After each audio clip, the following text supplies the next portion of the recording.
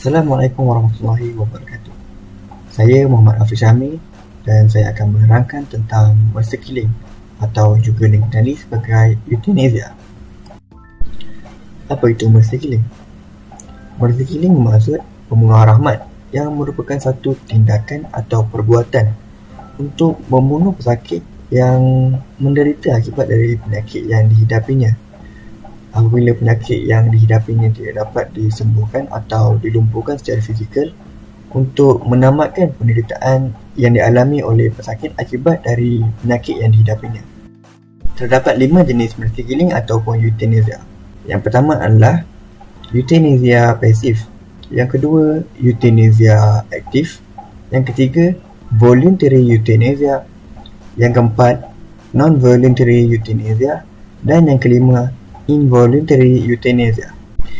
Euthanasia pasif adalah proses di mana mempercepatkan kematian seseorang individu secara tidak langsung. Sebagai contoh, memerhatikan bekalan air, minuman dan ubatan dan bekalan lain yang penting untuk pesakit terus hidup. Pesakit juga tidak diberikan sebarang rawatan sehingga pesakit meninggal dunia secara semula jadi. Euthanasia aktif adalah kaedah secara langsung pada pesakit dengan menyuntik ubatan yang boleh membawa maut dengan secara langsung. Voluntary euthanasia adalah euthanasia yang secara sukarelawan yang dilakukan ke atas pesakit yang meminta untuk dipercepatkan kematiannya berdasarkan permintaan secara bertulis atau lisan. Non-voluntary euthanasia adalah euthanasia yang secara tidak sukarela di mana pesakit dalam keadaan koma atau tidak sedarkan diri. Dalam kes ini, kebiasaannya adalah keluarga kepada pesakit yang membuat permintaan untuk dipercepatkan kematian pesakit tersebut. Involuntary euthanasia adalah kaedah di mana seseorang itu dipercepatkan kematiannya tetapi tanpa mempunyai permintaan yang jelas. Seterusnya akan disambung oleh Aiman Hafiz. Assalamualaikum warahmatullahi wabarakatuh. Saya Muhammad Aiman Hafiz Assalamualaikum. Saya akan sambung untuk menjelaskan tentang negara-negara yang menjalankan murder killing atau lebih dikenali sebagai euthanasia. Banyak negara yang telah buat undang-undang untuk melarang perbuatan tersebut untuk dilakukan di negara mereka. Walaupun banyak orang yang telah menganggap yang euthanasia ini sebagai satu kesalahan, tapi masih banyak negara yang menjalankan euthanasia ini sebab setiap negara itu mempunyai pendapat yang berbeza. Antara negara yang menjalankan euthanasia ini adalah Belgium, Belanda dan juga daerah Oregon dan Washington di Amerika Syarikat. Dalam banyak negara tersebut, hanya Belanda saja yang telah berjaya untuk melakukan euthanasia secara terbuka tapi masih terikat dengan syarat lah. Tak adalah orang sakit sikit bunuh terus, tak ada.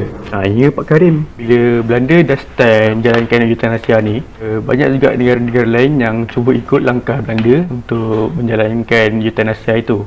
Euthanasia ni tak boleh dilakukan secara seluruh dunia sebab ianya akan mengundang pendapat yang berbeza dari ajaran agama dan juga undang-undang yang telah dijalankan di setiap negara masing-masing. Ada satu kumpulan ahli psikologi dari Colorado State University. Diorang telah buat satu siasatan ke atas satu catatan lama yang telah berusia 3 dekad lebih, di mana catatan tersebut telah disimpan oleh Hemlock Society. Diorang ni tak tahu maksud sebenar sakit menderita itu.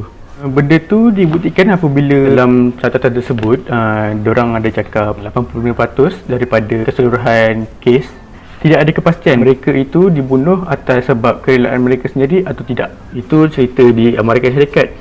Negara Belanda pula, asalnya mereka juga tidak membenarkan euthanasia ini dilakukan di negara mereka.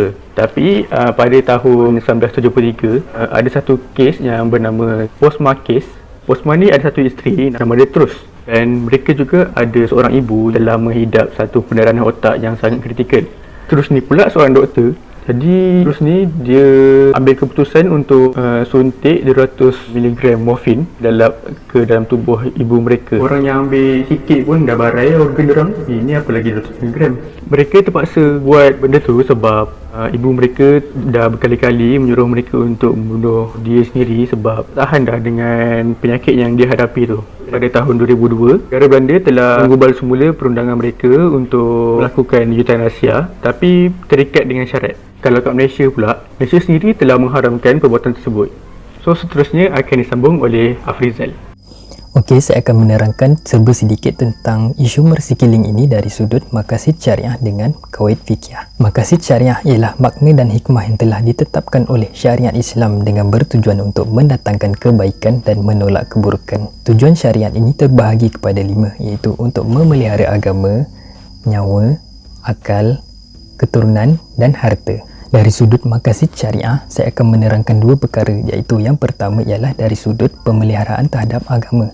Ini bermaksud apa-apa yang kita lakukan mestilah tidak melampaui batasan agama. Islam melarang kita untuk mengambil nyawa orang lain sesuka hati tanpa alasan yang kukuh. Jika kita melakukan mersikiling, itu bermaksud kita telah melanggar larangan agama yang melarang kita untuk mengambil nyawa orang lain. Jadi, mersikiling ini adalah sangat bercanggah dan tidak menepati syariat Islam, iaitu untuk memelihara agama. Yang kedua ialah dari sudut pemeliharaan terhadap nyawa. Islam menuntut kita untuk menjaga dan menghargai nyawa kita kerana ia sangatlah berharga. Dalam Islam, kita dilarang untuk membunuh diri atau membunuh orang lain dengan sengaja kerana hukumnya adalah berdosa besar. Jadi, tindakan mersikiling ini adalah sangat bercanggah dan tidak menepati syariat Islam, iaitu untuk memelihara nyawa. Seterusnya ialah saya akan menerangkan kaedah penentuan hukum melalui kawaid fiqhiyah. Kawaid fiqhiyah ialah cara kita menentukan hukum-hukum kepada perkara yang belum ada hukumnya, seperti isu mersikiling ini. Kaedah yang pertama ialah al-umur bimaqasidiha, iaitu segala urusan ditentukan menerusi niat. Contohnya, jika doktor tu nak melakukan mersikiling dengan tujuan dia tak nak bagi rawatan atau dia nak abaikan pesakit tu, maka tindakan itu dianggap sebagai membunuh. Sekiranya terdapat unsur-unsur kejahatan dalam niat tersebut, maka hukum untuk melaksanakan mersikiling ialah haram. Kaedah yang kedua ialah al-yakin la yuzal bisyak, iaitu keyakinan tidak hilang dalam keraguan. Dalam kes ini, para ulama telah bersepakat bahawa pesakit yang mengalami kematian otak sudah dianggap telah mati. Hal ini kerana fungsi-fungsi neurologi otaknya tidak lagi berfungsi, yang mengakibatkan pesakit itu tidak lagi mampu untuk menyedarkan diri dan dia hanya mampu bergantung pada mesin sokongan hidup. Jika terdapat bukti-bukti yang telah disahkan oleh pakar perubatan bahawa pesakit itu mengalami kematian otak, maka pelaksanaan mersikiling ini diharuskan oleh syarak. Okey, yang seterusnya akan disambung oleh Alif Haziq. Seterusnya saya akan menerangkan tentang fatwa dan juga dalil-dalil yang berkaitan dengan isu mersikiling ini. Jadi terdapat 2 sumber yang digunakan dalam mencari pandangan Islam tentang isu ini. Yang pertama, sumber pertama adalah dengan menggunakan Al-Quran, kerana Al-Quran merupakan sumber yang terpenting dan juga yang boleh dipercayai tanpa keraguan. Yang kedua, keputusan agama, iaitu fatwa yang dikeluarkan oleh mufti dan juga para sarjana Islam. Jadi yang kedua, seperti mana yang kita tahu, Allah lah yang maha berkuasa, dialah yang mematikan dan juga dialah yang menghidupkan. Jadi kita dapat ringkaskan bahawa kematian ini adalah satu tindakan yang hanya boleh dilakukan oleh izin Allah Subhanahu Wa Taala. Jadi dalam isu euthanasia atau mersikiling ini, fatwa yang telah dikeluarkan adalah berdasarkan daripada pandangan ulama Muslim di Malaysia dan juga antarabangsa. Di Malaysia, berdasarkan muzakarah jawatan kuasa Majlis Fatwa Kebangsaan bagi hal ehwal agama yang telah diadakan pada Disember 2011, para sarjana Islam telah mendapat kata sepakat bahawa tindakan euthanasia atau mersikiling ini merupakan salah satu tindakan yang dilarang sama sekali dalam Islam. Hal ini kerana terdapat beberapa sebab yang menunjukkan tindakan menghentikan nyawa seseorang sebelum dia sudah disahkan mati oleh pakar perubatan. Perkara ini juga dapat kita kaitkan dengan dalil dalam Al-Quran dalam surah An-Nisa ayat 29, dan janganlah kamu berbunuh-bunuhan sesama sendiri, sesungguhnya Allah sentiasa mengasihani kamu. Jadi ayat ini menuntut bahawa manusia untuk tidak saling berbunuh-bunuhan dengan sengaja sesama sendiri, kerana perkara ini akan mendatangkan kemudaratan. Dan kesimpulannya yang kita dapat simpulkan dalam topik euthanasia ataupun mersikiling ini, dalam Islam, masalah kematian manusia adalah hak Allah, dan perbuatan yang membawa kepada tindakan menghentikan nyawa seseorang adalah tindakan yang bertentangan dengan syariat. Jadi Allah melarang perbuatan yang membawa kepada kematian dengan apa cara jua sekalipun, mahupun terhadap diri sendiri ataupun dengan terhadap orang lain.